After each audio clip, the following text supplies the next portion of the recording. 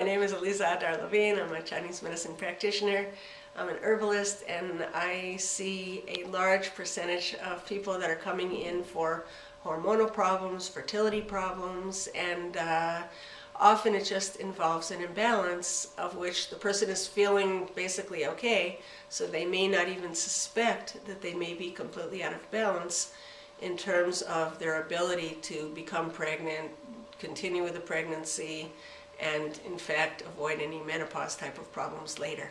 Once I gave a lecture about Chinese medicine and how to avoid menopausal problems, and there was a relatively young woman there who told me that she was experiencing hot flashes, her period had become scanty, she had no vaginal discharge, and at a very young age she thought she was going into menopause.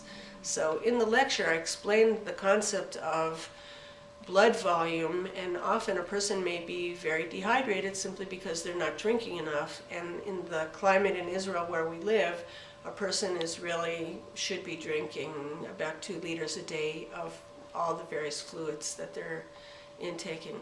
So this woman mentioned, after this long lecture about how that can affect fertility and hormones, a woman mentioned to me that in fact she only drank her morning coffee and completed her 1 cup of fluids a day, and maybe that had something to do with her, quote, early menopause symptoms of actual hot flashes and night sweats, and which were very real, including dry eyes, dry skin, etc.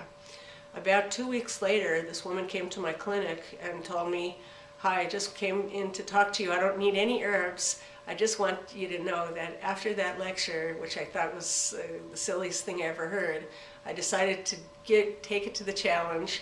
I started to really drink every single day and made sure that I had at least 1.5 liters or 2 liters of overall fluids, like you said. And what do you know, after about a week, my hot flashes finished. I started to become much more juicy. My vaginal discharge was coming back. And I realized that I was an example of what you were talking about, that I guess I was just severely dehydrated, and that accounted for my dryness symptoms. And as I explained in the lecture, and this woman intelligently picked up on, often simple dehydration can actually mimic hormonal signs of menopause and hot flashes, and it's very easy to reverse. Sometimes the simplest things of all can be the things that really make the difference